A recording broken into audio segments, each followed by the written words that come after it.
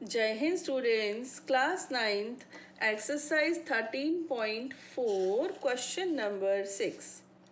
उस गोले की त्रिज्या ज्ञात कीजिए जिसका पृष्ठीय क्षेत्रफल 154 सेंटीमीटर स्क्वायर है।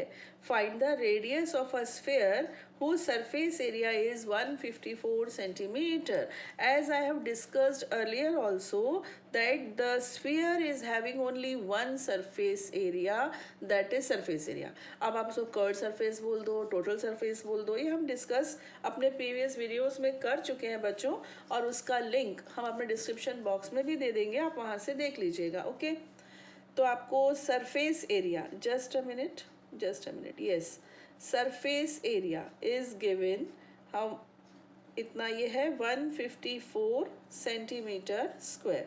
आपको मालूम है सिर्फ एक ही डायमेंशन होती है, वो आपको मेंशन करनी होगी, है ना। Let the radius of the sphere be R centimetre. माना गोले की त्रिज्या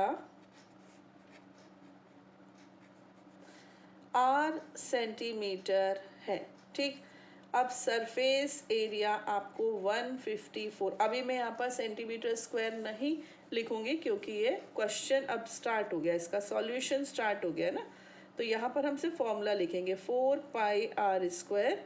यहाँ पर बच्चों यूनिट नहीं लिखे जाते जब तक आपको कहा ना जाए कि पाई की वैल्यू 3.14 लीजिए, तब तक आपको इसको 22/7 ही लेना है, ऐसा बुक में मेंशन है।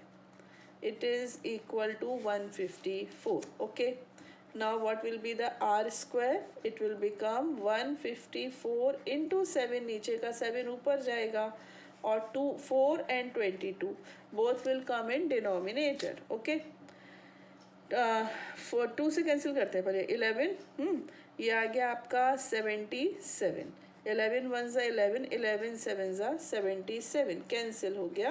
तो r square is equal to 49/4. You can write it as 7/2 whole square, है ना।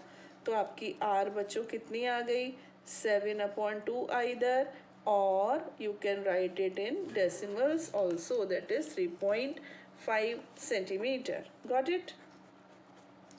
Come to the question number 7. चंद्रमा का व्यास पृथ्वी के व्यास का लगभग 1/4 है। इन दोनों के पृष्ठीय क्षेत्रफलों का अनुपात ज्ञात कीजिए। The diameter of the moon is approximately 1/4 of the diameter of the earth. Find the ratio of their surface areas. Okay, चलिए ठीक है, तो हम यहाँ पर पहले एज्यूम करेंगे। Okay, let the diameter of moon be d1 units. अब बच्चों ये तो किलोमीटर में होगा, है ना, यूनिट इन्होंने दी नहीं है तो हमने सिर्फ यूनिट लिख दिया। And the okay diameter of earth be d2 units. Okay, माना चंद्रमा का व्यास d1 इकाई है। ओके, तब पृथ्वी तथा पृथ्वी गलत लिख दिया, पृथ्वी का व्यास कितना है बच्चों, d2 इकाई है, ये हमने इमेजिन किया। ओके, अब वो क्या कह रहे हैं, वो कह रहे हैं कि जो चंद्रमा का व्यास है ना, वो पृथ्वी के व्यास का 1/4 है, d2 का 1/4 है। ओके, तो इसको हम d1 या ऐसे भी लिख सकते हैं 4d1 is equal to d2, ऐसे। ओके, अब हम इस इक्वेशन को 2 से डिवाइड करेंगे। ओके, यहाँ लिखेंगे डिवाइडिंग द इक्वेशन, इसको इक्वेशन बोल दो 1, equation 1 by 2। Why we are dividing this by 2, do you know? जानते हो हम क्यों डिवाइड कर रहे हैं, अभी समझ आएगा। d1 को भी 2 से डिवाइड कर दिया और d2 को भी 2 से डिवाइड कर दिया। अब व्यास का आधा क्या होता है बच्चों, त्रिज्या होती है ना, डायमीटर का हाफ रेडियस होती है। ऐसे लिख लिया, ये हो जाएगा आपका R2। ये बच्चों अब इन दोनों की रेडियस में या रेडियाई में रिलेशन हमको मिल गया। 4R1 is equal to R2. Now what we have to do, we have to compare their surface areas है ना, उनके सरफेस एरिया को हमने कंपेयर करके उनका रेशो बताना है। ओके, ये देखिए यहाँ पर हम लिखेंगे surface area of moon, okay, upon surface area of earth. Got it? ये क्या होगा बच्चों? 4πr1 स्क्वायर और ये होगा 4πr2 स्क्वायर। आपने अभी अभी क्या देखा कि R2 is equal to 4R1। Okay, यही देखा ना रिलेशन। तो 4π से तो 4π आप कैंसिल ही कर दीजिए। क्या रह गया आपके पास? R1 square upon R2 square, है ना। तो फिर क्या होगा? R1 स्क्वायर तो ठीक है, R1 स्क्वायर है। R2 के प्लेस पर आप इसको सब्स्टिट्यूट कर सकते हो। R2 के प्लेस पर आप 4R1 लिख सकते हो, है ना। तो फिर ये क्या हो जाएगा? R1 square upon 16R1 square. Got it?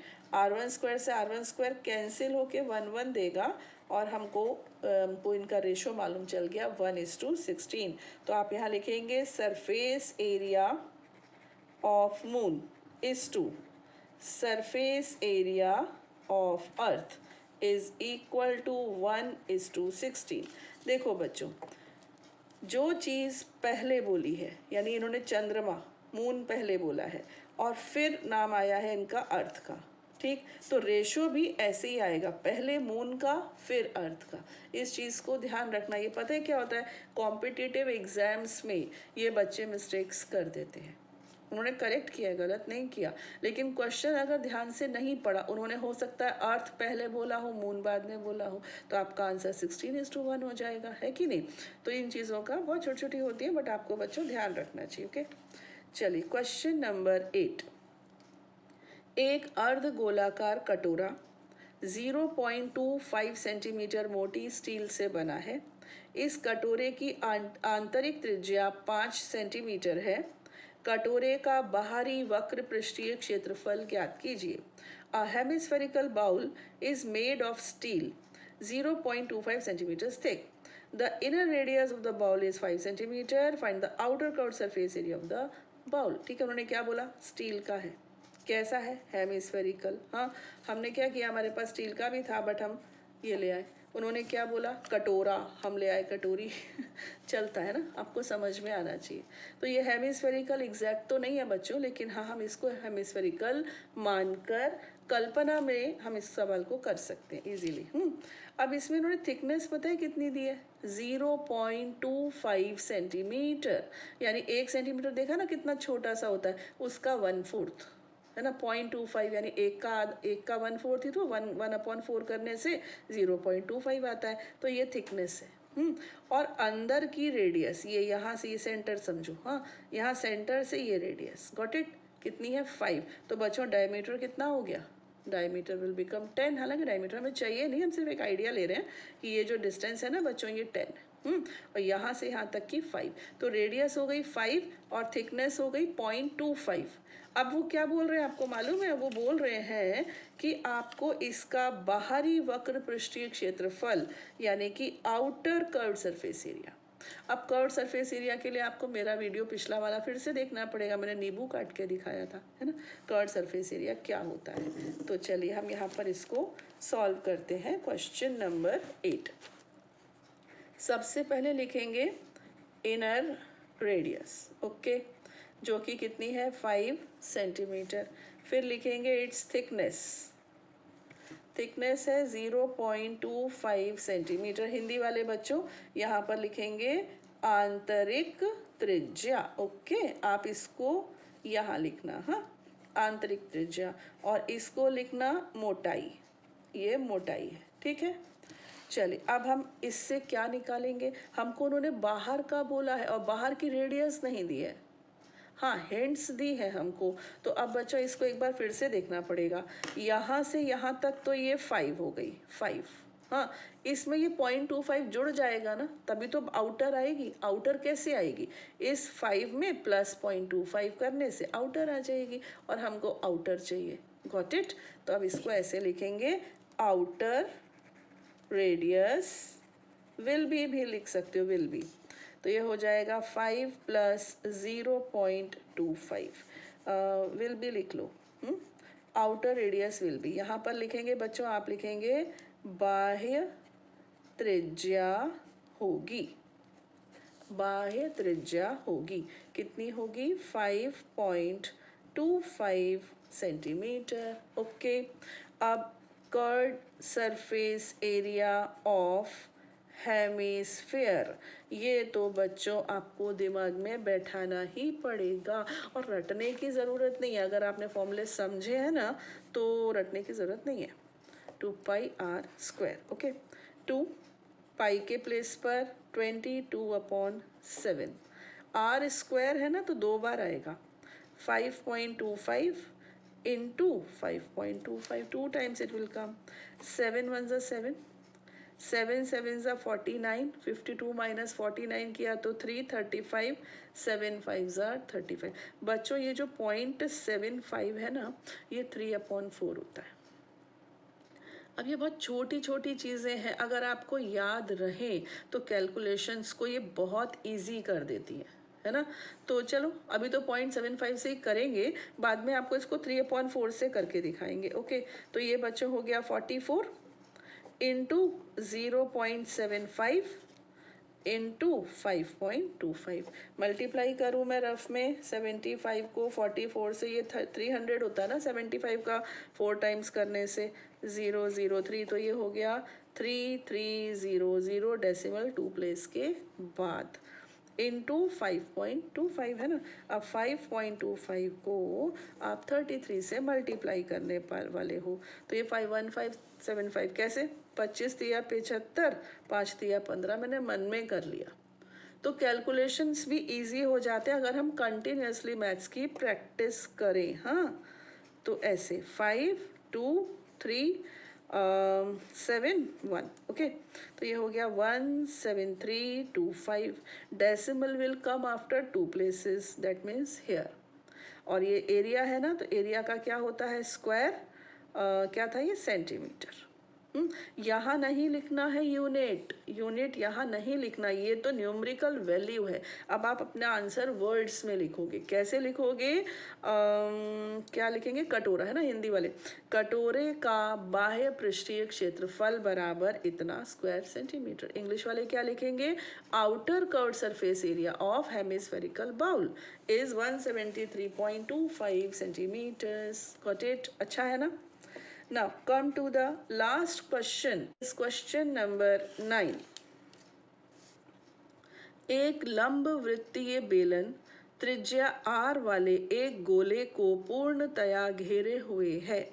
ज्ञात कीजिए गोले का पृष्ठीय क्षेत्रफल, बेलन का वक्र पृष्ठीय क्षेत्रफल, ऊपर 1 और 2 में प्राप्त क्षेत्रफलों का अनुपात। A right circular cylinder just encloses a sphere of radius r.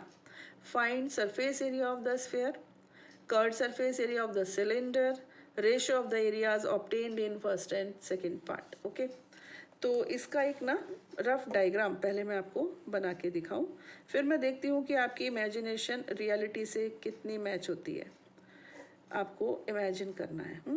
एक सिलेंडर है, मेरी ड्राइंग अच्छी नहीं है, काम चल जाता है, बस इतना है, ठीक है।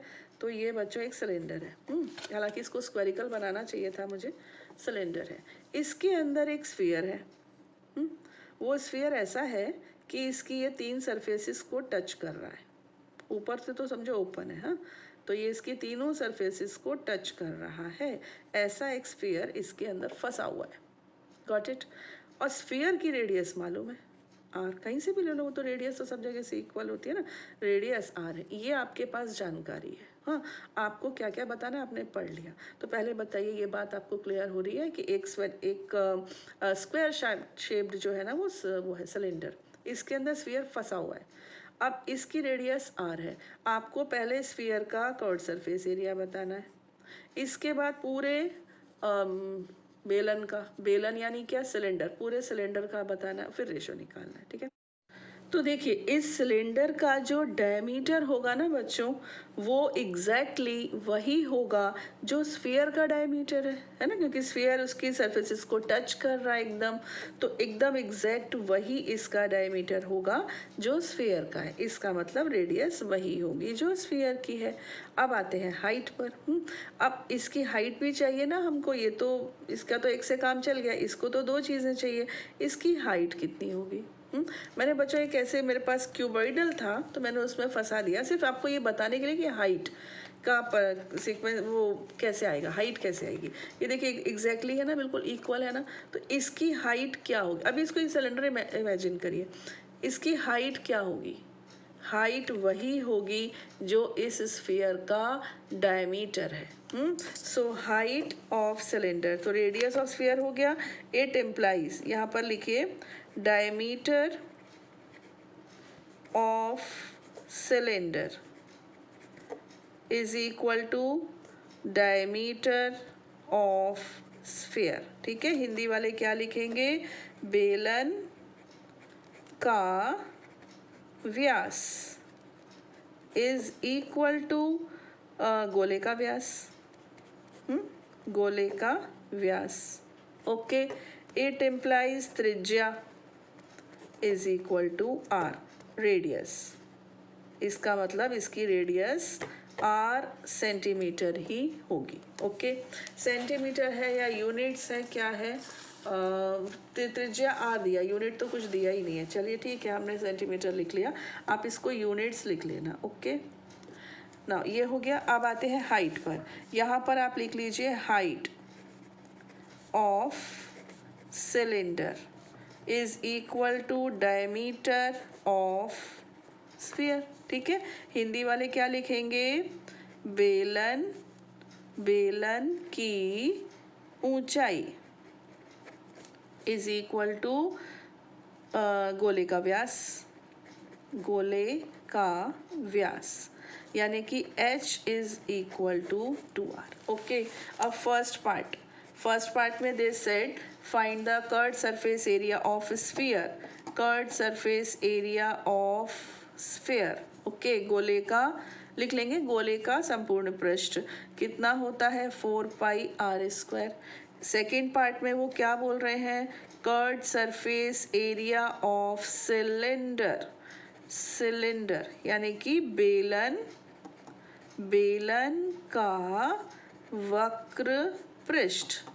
ठीक है बच्चों, क्या होता है? 2 पाई आर एच, है ना, तो 2 पाई आर, एच के प्लेस पर क्या लिख दीजिएगा? 2r। तो ये भी क्या बन गया? देखो 2 इंटू 2 4, r से r का मल्टीप्लाई किया तो r स्क्वायर, ये भी हो गया 4 pi r square. Third part में वो कह रहे हैं रेशो, यहाँ लिख दीजिए देयर रेशो, इनका अनुपात या उनका अनुपात, देयर है ना, अनुपात क्या होगा? 4 pi r square upon 4 pi r square, that is 1/1। Ratio will become 1:1। या फिर एक और थोड़ा सोफिस्टिकेटेड अच्छा वे क्या है कि surface area of sphere upon surface area of cylinder, ऐसे लिख दीजिए, है ना, गोले का संपूर्ण पृष्ठ बटे बेलन का संपूर्ण पृष्ठ, और फिर ऐसे कर दीजिए, बात वही है। बच्चों, इसमें ये दिखाने का मेरा मकसद सिर्फ इतना था कि हाइट का कॉन्सेप्ट क्लियर हो जाए, है ना। ये क्यूबॉइडल है, ये सिलेंड्रिकल नहीं है, बट हाइट का कॉन्सेप्ट तो सेम है ना। तो इसकी हाइट वही रहेगी जो इसका डायमीटर है। Got it? अच्छा, वीडियो हो गया, बट मुझे अब याद आई एक बात कि मैंने आपसे यहाँ पर कहा था कि I will tell you another method also, थोड़ा सा सिंपल मेथड है ना, तो वो मैं अब आपको दोबारा यहाँ पर बता रही हूँ। बच्चों, ये जो 0.75 है ना, 0.75 एक्चुअली 3/4 है। ये छोटी छोटी छोटी चीज़ें हमें अगर माइंड में हो ना तो बहुत अच्छा से, 0.25 के टाइम पे मैंने कहा था ना कि ये 1/4 है, ऐसे ही 0.75 क्या है? 75%, यानी 3/4, यानी कि 3/4। तो अभी अगर इसको हम 0.75 को, बच्चों मैंने थोड़ा सा यहाँ करना पड़ेगा मुझे, है ना। देखिए 2 इंटू 22 इंटू 0.75 इंटू 5.25 ये था अपने पास, है ना। थोड़ा सा सिंपल कैसे हो सकता था, 44।